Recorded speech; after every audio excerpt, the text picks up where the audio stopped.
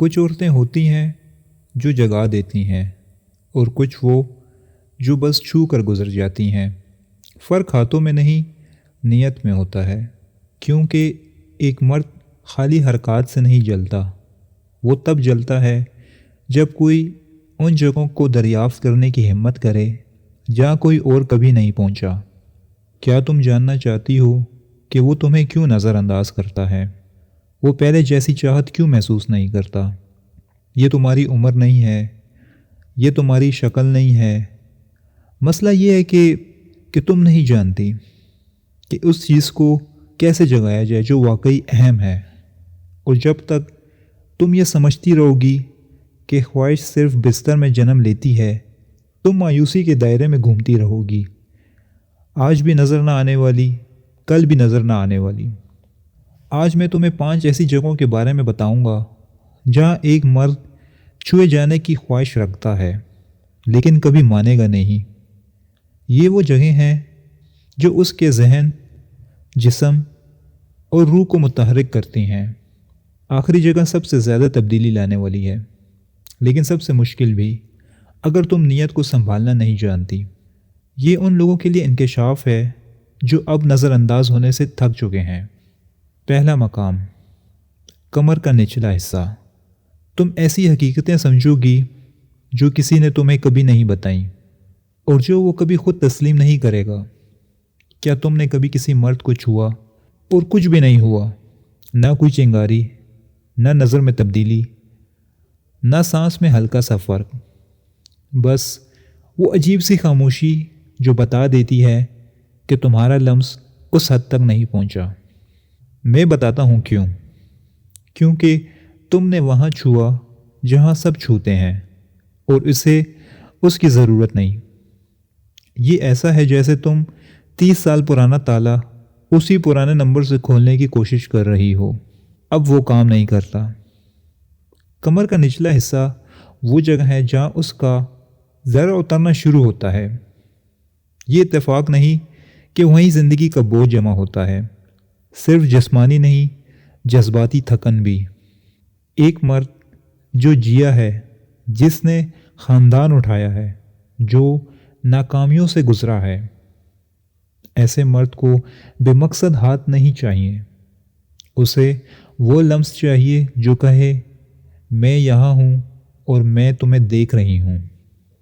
تصور کرو وہ کسی کام میں مصروف ہے، روٹین میں گم، تم خاموشی سے قریب آتی ہو اور اپنا ہاتھ اس کی کمر کے خم پر رکھتی ہو، نہ اچانک، نہ جنسی خواہش کے ساتھ، بلکہ احترام اور مضبوطی کے ساتھ۔ اگر صحیح طریقے سے کیا جائے تو کچھ بدل جاتا ہے۔ تم اسے ابھار نہیں رہی ہوتی، تم اس کے لاشعور سے بات کر رہی ہوتی ہو۔ جیسا کہ یونگ کہتے ہیں، تم اسے یاد دلا رہی ہوتی ہو کہ کوئی اب بھی اسے مرد سمجھتا ہے، کوئی اسے دیکھتا ہے۔ یہ جادو نہیں، یہ موجودگی ہے، وہ توانائی جو الفاظ نہیں کہہ پاتے۔ دوسرا مقام، بازو کا اندرونی حصہ۔ خواہش سطح سے نہیں بھڑکتی، یہ مقصد سے چھونے پر جنم لیتی ہے۔ بازو کا اندرونی حصہ وہ جگہ ہے جہاں بہت کم لوگ توجہ دیتے ہیں، مگر یہ جذباتی یادداشت سے جڑی ہوتی ہے۔ پہلے نرم چھوئیں، بے غرض قربت، وہ لمس جو کچھ مانگتا نہیں۔ جب تم وہاں نرمی سے ہاتھ رکھتی ہو، تم اسے لبھانے کی کوشش نہیں کر رہی ہوتی، تم اسے یاد دلا رہی ہوتی ہو کہ وہ قابل قدر ہے۔ ایک بالغ مرد کو کتنی بار بغیر کسی توقع کے چھوا گیا ہے؟ تقریباً کبھی نہیں۔ یہ لمس مطالبہ نہیں کرتا، بس موجود رہتا ہے، اور اسی لیے اس کا اثر گہرا ہوتا ہے۔ تیسرا مقام، جبڑے کا کنارہ۔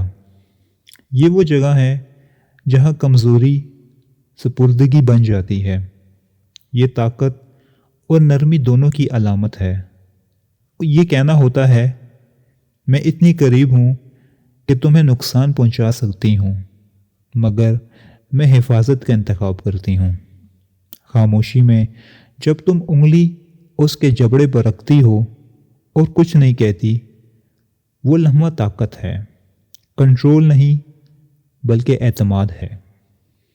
چوتھا مقام، گھٹنوں کے پیچھے، وہ جگہ جسے کسی نے کبھی اہم نہیں سمجھا۔